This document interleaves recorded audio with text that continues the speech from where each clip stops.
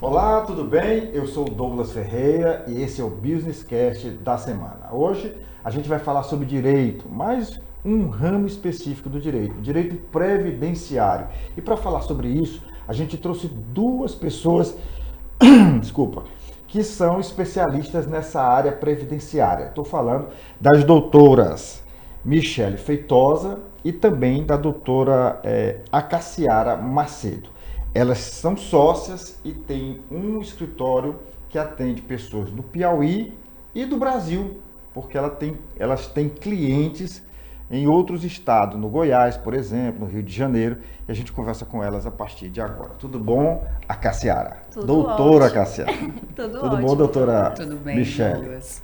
Bom, um detalhe, a Michele, ela também é vereadora, né, Michele? Sim, sou vereadora na cidade de Palmeirais pelo segundo mandato. Tá, eu quero que você volte aqui para a gente falar sobre política, tá? Com Mas hoje, certeza. gente, a nossa conversa aqui é direito previdenciário e outros ramos do direito também. Eu queria começar aqui conversando com vocês duas, não sei a quem eu me refiro primeiro, mas vamos lá. O direito previdenciário é um direito que assiste as pessoas que têm algum problema relacionado diretamente à saúde, né? Pelo menos é sobre isso que a gente vai conversar aqui. E eu queria saber, o escritório de vocês é em Palmeirais, quais são as principais demandas que vocês recebem? Quem é que responde? Pronto, eu posso começar introduzindo e a Michelle vai complementar. Pois não. Eu costumo dizer que o direito previdenciário é um ramo de direito que acompanha a pessoa em todas as fases da vida, né? Especialmente nas fases em que ela se encontra mais vulnerável. A gente está ali presente a partir do nascimento de algum bebê, porque a gente consegue solicitar o salário maternidade, e a gente vai até o momento mais, acho que, difícil na vida de um ser humano, que é a morte, né? Que é quando a gente consegue solicitar um benefício de Então é pensão do nascimento por à morte. morte mesmo, né? A gente consegue Exatamente. acompanhar as fases da vida de uma pessoa. Perfeito. Você quer acrescentar mais alguma coisa, Michele? É exatamente isso que a doutora Cassiara falou. A gente faz esse acompanhamento em diferentes fases da vida dos nossos clientes, né? E fazendo um atendimento personalizado, entendendo qual é a necessidade daquele cliente, em qual perfil de benefício ele se encaixa. Porque às vezes a gente recebe um cliente que acha que tem direito a um salário maternidade urbano, mas ela não se encaixa com esse benefício. Ela se encaixa, na verdade, como lavradora, ela reside numa zona rural, ela trabalha com os pais ali na roça, numa horta. Então a gente vai conversando com esse cliente ou com esse cliente, vai entendendo a realidade dele para poder pedir o melhor benefício que se enquadra naquele caso concreto. Bom, e as principais demandas, quais são? Como a doutora Cassiara falou aqui anteriormente, a gente tem o auxílio doença, que é uma das nossas principais demandas hoje no escritório, e também majoritariamente com trabalhadores rurais, né? Então, hoje a gente não, a demanda, o requerimento, ele parte mais do trabalhador rural, que teve algum problema ali, né? Algum acidente no labor dele, na roça, manuseou de forma errada ou equivocada algum equipamento, um machado, uma enxada, uma foice, ou de carregar muito peso, desenvolveu ali uma hérnia de disco, uma lombalgia ou algum outro problema na coluna, e a gente vai aí, se esse cliente ele está incapacitado de trabalhar, né, ele vai então, na qualidade de segurado especial, requerer um benefício se ele então não tem a idade para se aposentar como trabalhador rural. Doutora Cassiara, eu queria que a senhora falasse um pouco mais sobre essa questão do benefício para a gestante, para a mãe. A partir de que momento ela tem esse benefício? Pronto. Antigamente, o salário maternidade era devido para as mulheres que contribuíam há pelo menos 10 meses para o INSS. Então, não bastava só estar grávida, ela tinha que, antes de o parto, ser segurada do INSS por 10 meses. Hoje em dia, o STF, né, que é o Supremo Tribunal Federal, ele alterou esse entendimento. Então, não precisa mais contribuir Basta estar grávida. durante esse tempo, não. Precisa fazer uma única contribuição. Então, sendo mãe que está grávida, a gente consegue fazer esse pedido, né? Ela faz uma contribuição no valor de R$ 178, e aí ela consegue receber do INSS 6 mil. Independentemente de estar fichada com a carteira Isso, assinada, exatamente. ela faz essa primeira contribuição, cessa aí e passa a ter o direito, é assim? Exatamente. Então, ela contribui no valor de R$ 178 e recebe mais de R$ 6 mil do INSS, que é o valor do salário maternidade. Então, essa alteração, ela também incluiu as mães que trabalham de carteira assinada, né? Que foi como você mencionou. Então, a mãe que trabalha de carteira assinada, ela se afasta do trabalho dela, né? Então, ela vai receber a licença maternidade da empresa, né? Porque ela vai parar de trabalhar, mas o seu empregador vai continuar pagando o salário dela todos os meses. E ela tem direito de receber do INSS esse valor, com apenas uma única contribuição. E vamos falar, pelo que eu entendi, esse salário maternidade é diferente, é para autônomo, vamos falar assim, a autônoma tem direito a isso, porque o trabalhador, a trabalhadora já é de praxe, né? Sim. Mas a autônoma ou aquela que encontra-se desempregada ou que nunca contribuiu para a Previdência é que tem esse direito, como você acabou de colocar. Todas têm direito, tanto a que trabalha na roça, como a que trabalha de carteira assinada, a autônoma, a desempregada, a que nunca trabalhou na vida. Então, além do direito lá pago pela empresa, ele ela também tem direito pode pedir um salário maternidade pago pelo INSS, fazendo essa contribuição. O que precisa ser observado é que são códigos diferentes, datas diferentes, então tem que ser analisada, e aí entra o papel do advogado previdenciarista para fazer a emissão dessa guia na data correta, no código correto. Por quê? Se essa cliente paga essa guia, mas ela, por exemplo, ela paga da forma errada, no código errado, independente se ela fez a contribuição ou não, ela não vai ter esse benefício concedido. É por isso que é necessária e é importante a participação do advogado. Outro dia teve uma pessoa que disse, não, porque no direito previdenciário nem precisa de advogado, né? De fato, até certo ponto não precisa, mas aí a pessoa não está inteirada das nuances do direito previdenciário. E aí ocorre o que você acabou de falar. Faz um pagamento num código errado, perde um prazo e uma série de outras coisas que só o advogado previdenciário vai saber orientar. Exatamente. O processo administrativo, ele não necessariamente requer a participação do advogado, né? Mas a presença do advogado ali vai fazer toda a diferença, porque a gente vai fazer um processo administrativo perfeito, da forma correta. Seguindo o trâmite legal e correto, né? Atendendo aos prazos, como você disse, para cumprimento de exigências, para juntar a documentação, e esse cliente ter o benefício ali de forma garantida muito mais rápido. Bom, além do direito previdenciário, vocês também trabalham com com a assistência a quem precisa de um auxílio jurídico quando faz um empréstimo ou quando tem um empréstimo descontado de forma irregular no seu auxílio previdenciário, não é isso? Com certeza. Então, eu queria que você falasse um pouco sobre isso. A gente tem diversos aposentados que começam a surgir descontos nos seus benefícios previdenciários sem que eles tomem conhecimento de onde partiu esses descontos. Então, às vezes... E aí, só que fique bem claro que a gente não está falando ainda da questão dos descontos relacionados no caso de banco, vamos falar das tarifas bancárias. Das tarifas bancárias. São empréstimos fraudulentos. Empréstimos fraudulentos mesmo, exatamente. Né? Quando você emite o contra-cheque desse cliente lá no INSS, ele já vem descontado, porque são empréstimos consignados. Então, ele já vem descontado em folha aquele valor. Então, você vê lá, quando você pega... quando a gente vai conversar com esse cliente, assim como no direito previdenciário, vai entender o que está acontecendo, quanto ele está recebendo de benefício. Hoje o salário é R$ 1.621. E a gente recebe um cliente que está recebendo R$ 1.100 e ele nunca realizou um empréstimo bancário. Peraí, vamos observar direito o que está acontecendo. Onde é que esse dinheiro está sendo descontado? E aí a gente pega o contra-cheque e o SCOM, né, o extrato dos empréstimos consignados, e observa que foram realizados 2, 3 empréstimos consignados no nome desse cliente, em bancos diversos. Tem um cartão de crédito RMC, RCC, que são cartões que ele também não fez adesão. Então, de forma que muitas vezes a gente não consegue explicar, esses dados desses clientes são vazados e facilmente essas pessoas conseguem realizar esses empréstimos. Então, a gente sai na defesa desse consumidor, né, desse cliente, para que ele reaveja o valor em dobro do que foi descontado e ainda requerer uma indenização por dano moral.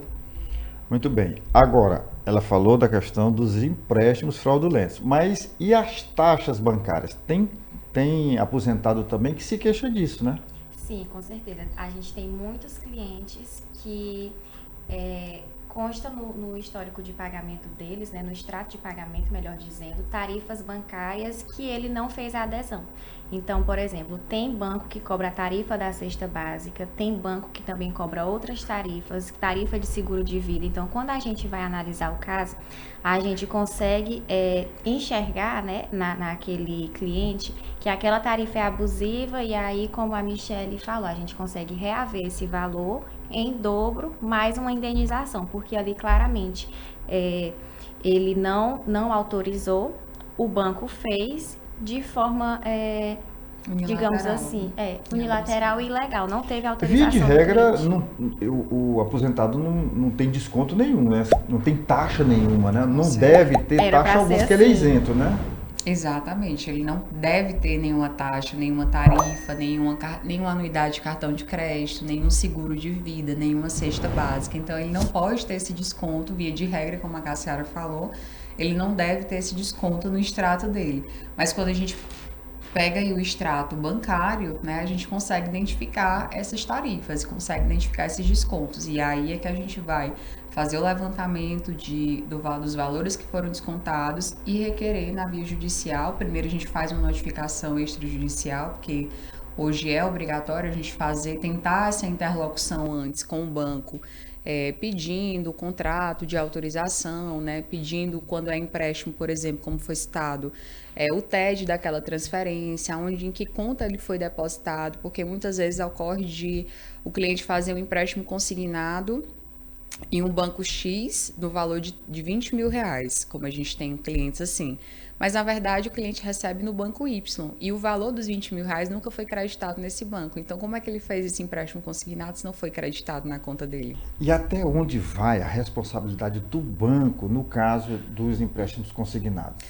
Na segurança dos dados, ele tem que assegurar que é de fato aquele cliente que está requerendo o empréstimo.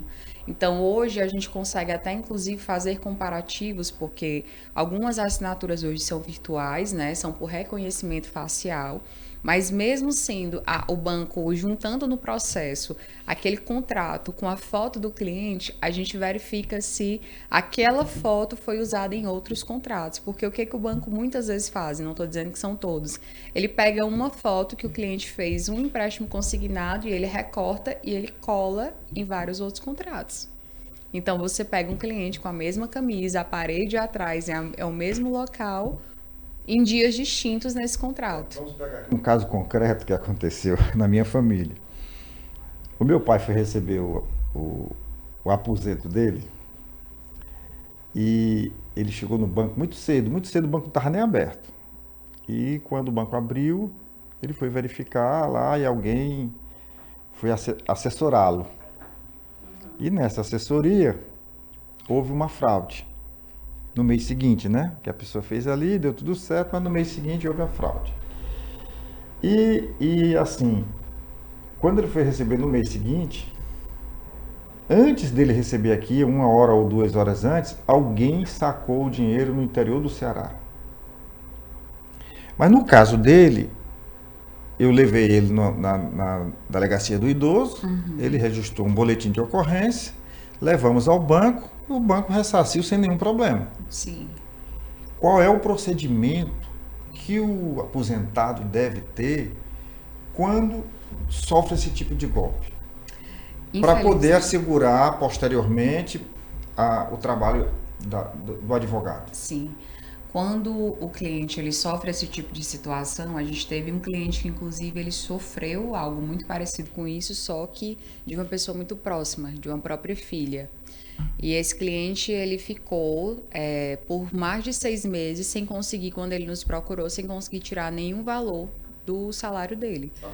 Estava todo comprometido, o que não pode acontecer, porque ele foi comprometido tanto em empréstimos consignados como em empréstimos pessoais, naquela conta dele onde ele recebia o benefício. Então foram acumulando os juros e toda vez que o INSS fazia o depósito do valor que sobrava dos empréstimos, que era algo em torno de R$900, R$1.000, aquele valor era irrisório diante do débito que ele tinha na conta bancária.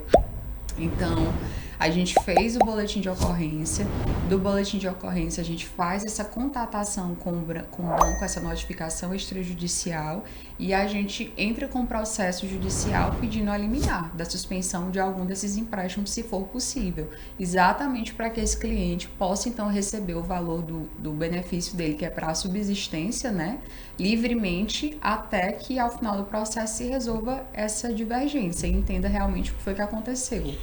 Doutora Cassiara, ela tocou num assunto aí que é bem interessante. Uma coisa é um bandido, um criminoso que você não conhece. Outra coisa é você ser vítima de alguém da família, de uma filha, de um irmão, de um sobrinho, de um neto. Isso ocorre muito. Com certeza.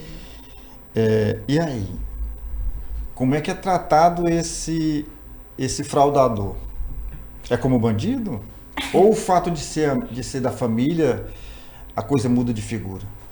Olha, assim, apesar de o ato dele apesar de o ato da pessoa que agiu com essa má fé, agiu dessa forma, ter refletido na seara cível, né? Foi um prejuízo ali na conta bancária dele, não deixa de produzir um reflexo também na área criminal, né?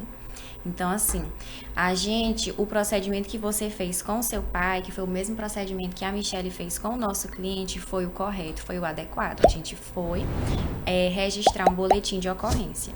Então, registramos o boletim de ocorrência, entramos em contato com o banco para tentar resolver isso na via administrativa sem precisar processar. Não deu certo, a gente processa. Então, não impede o fato de isso ter acontecido, né? E a gente já está buscando meios para resolver isso na esfera civil, não impede o processo criminal. Perfeito. Então, o boletim de ocorrência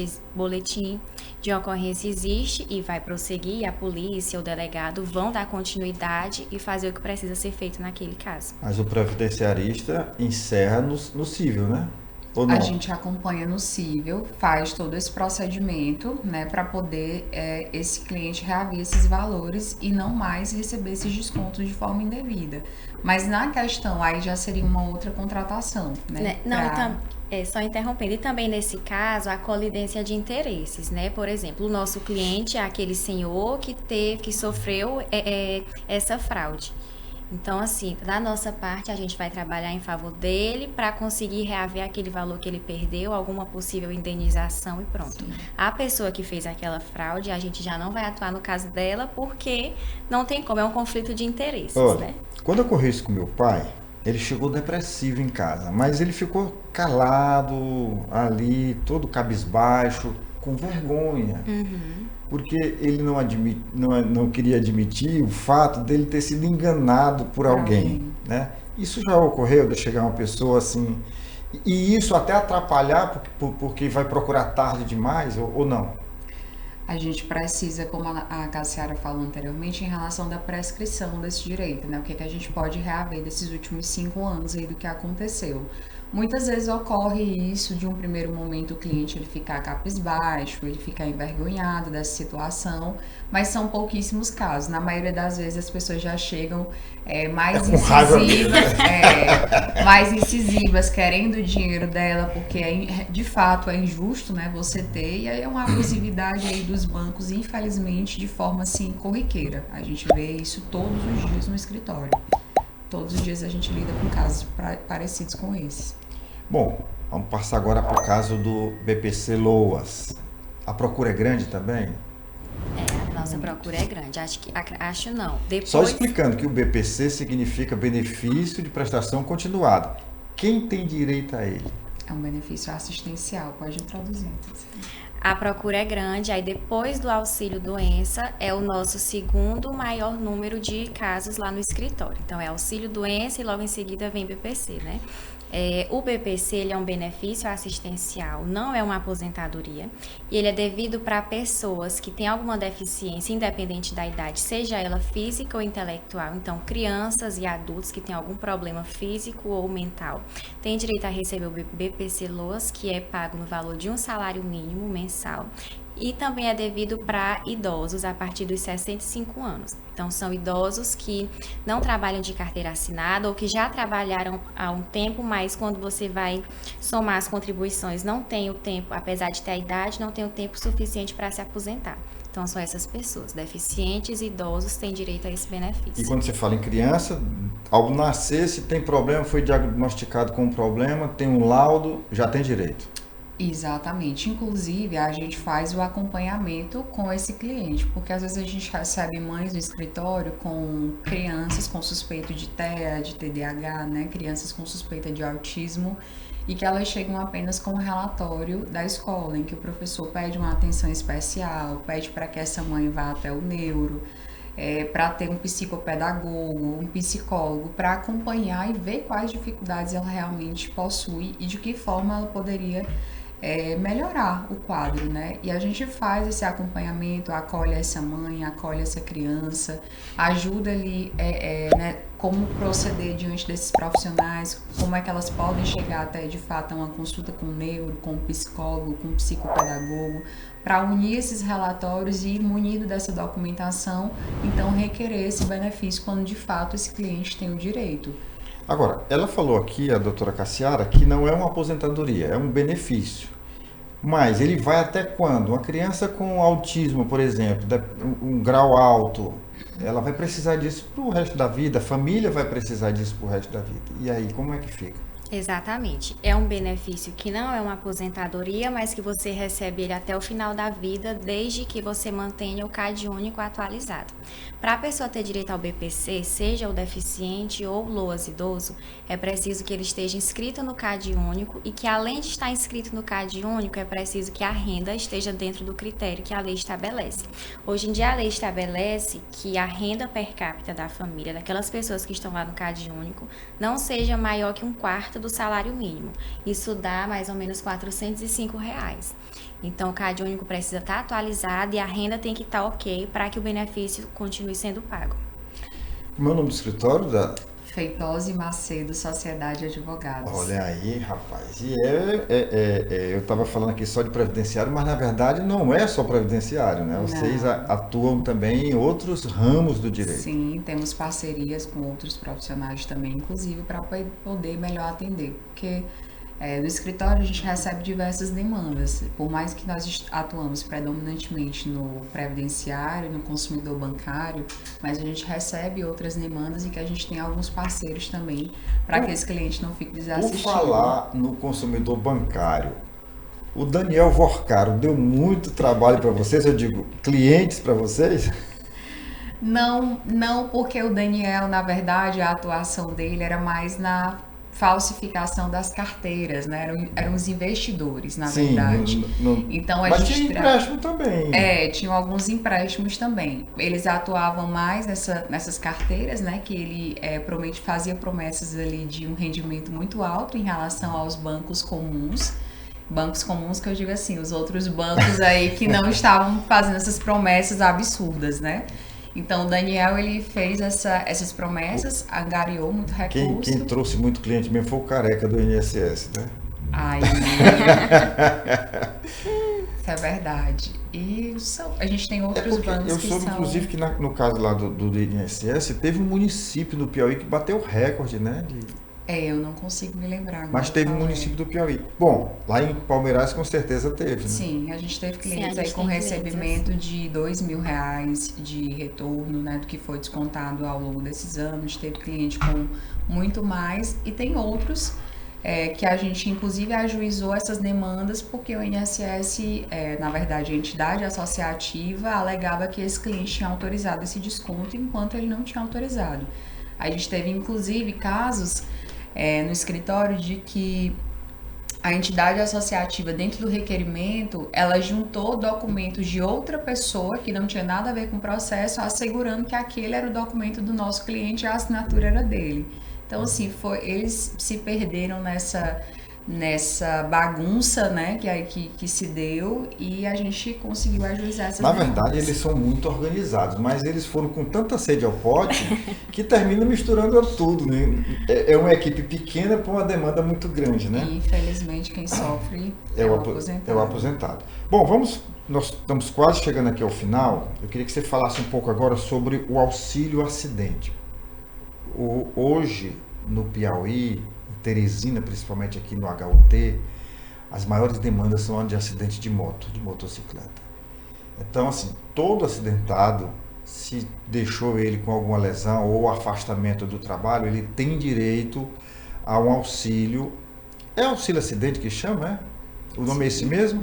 Então tem direito a esse auxílio. Mas precisa tomar algumas providências. Não pode chegar e simplesmente, não, eu fui acidentado. Quem é que tem direito no caso? O auxílio acidente ele é devido para pessoas que tiveram algum acidente, ficaram com alguma incapacidade, não total para o trabalho, mas ficou com alguma dificuldade, por exemplo, colocou algum pino, usa alguma prótese, tem um problema, digamos que na coluna, que aí por causa disso ele trabalha sentado, mas aí ele precisa passar algumas horas em outra posição. Então, o auxílio acidente é devido para essas pessoas que estão com alguma limitação funcional. Ele não é devido para todas as pessoas, então é importante a pessoa ter a qualidade de segurado no momento do acidente. Na época que ele sofreu... Quando você fala de segurado, quer dizer, tem que estar com carteira assinada ou ter saído dentro de um prazo, né? Sim. Exatamente. São 10 meses? Exatamente. Sim. Isso. Ele precisa estar trabalhando de carteira assinada, não tem a carência. É isso que ele perguntou, se são 10 meses. 10 não tem esse prazo, não. Se você já teve a carteira assinada... Trabalhou, entrou, a gente está em maio. Ele assinou a carteira em abril mesmo ele sofreu um acidente. Teve que colocar um pino na perna. Pronto. Ali ele consegue sim trabalhar, mas ele tem uma limitação.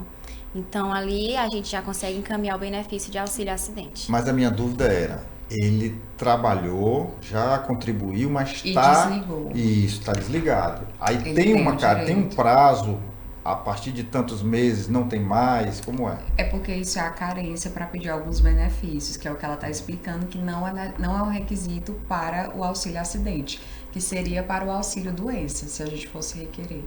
Aí nesse caso aí da sua dúvida o exemplo do seu amigo, né? Sim. Sofreu um acidente há 20 anos, tem uma perna com uma deficiência, ficou com a perna dura. Exatamente. No tempo que ele sofreu o acidente, se ele estivesse trabalhando de carteira assinada, segurado do INSS, tem direito ao auxílio acidente. Só que ele não vai receber o valor referente a esses 20 anos que ele está esperando. Não. Mas o direito não prescreve, não, né? O direito continua. O que vai prescrever são o valor que ele tem a receber, que é referente aos 5 últimos anos. Bom, estamos chegando ao final, viu?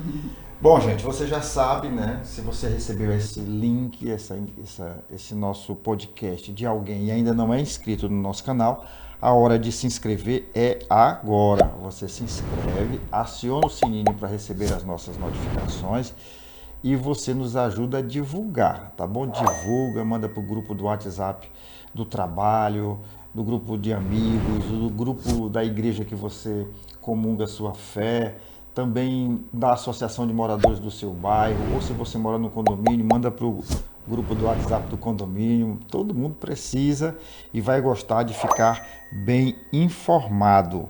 Eu estou procurando aqui, são a relação dos nossos apoiadores. Nós temos um grupo de empresas e instituições que nos apoiam e a gente quer agradecer, lógico, né? Por exemplo, a Estrada Mob, que é uma empresa genuinamente piauiense, com atuação hoje no Maranhão também.